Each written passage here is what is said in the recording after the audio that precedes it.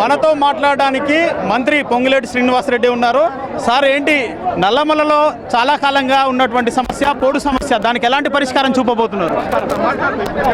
ఈ రాష్ట్ర ప్రభుత్వం పేదోళ్ల పక్షపాత ప్రభుత్వం, పేదోళ్లకు అండగా ఉండే ప్రభుత్వం.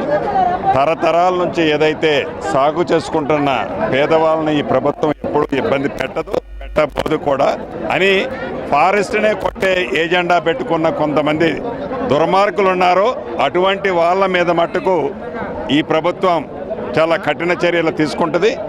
పేదోళ్ళు తరతరాల నుంచి సాగు చేసుకుంటున్న పోడు భూముల విషయంలో ఈ ప్రభుత్వం పాజిటివ్ కన్సర్న్ ఉంటుంది. అంటే భూభారతిలో వారికి సంబంధించి ఏమన్నా క్లాస్ పెట్టే అవకాశం ఉందా? భూభారతికి ఏదైతే మీరు చెప్పే ఈ ఫారెస్ట్ పోడు భూములకి వర్తించదు, కానీ ఆ పేదవాళ్ళకు సంబంధించిన పోడు భూముల విషయంలో పాజిటివ్గా స్పందిస్తాం. అంటే ఇందిరమ్మ ఇండ్లకు సంబంధించి పేమెంట్ విషయంలో జాప్యం జరుగుతుంది అంటున్నారు కదా, వాటి పేమెంట్ ఏ రకంగా చేస్తుంది? దేశంలో ఏ రాష్ట్ర ప్రభుత్వం ఈ విధంగా ప్రాంప్ట్గా ప్రతి మండే నాడు, ప్రతి సోమవారం నాడు, ఈరోజు కూడా నాకు తెలిసి 98-99 కోట్లు సుమారు 1,00,000 మందికి పేమెంట్ చేయబోతున్నాం. అంటే సరిపోవట్లేదట కదా మీరు ఇచ్చేటువంటి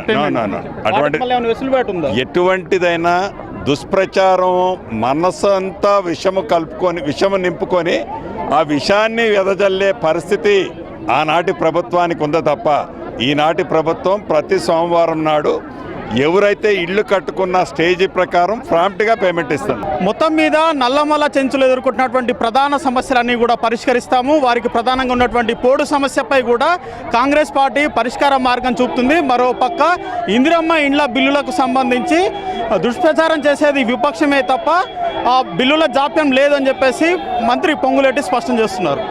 సందీప్తో హైమాద్, ఎన్టీవీ, మన్ననూరు నుంచి.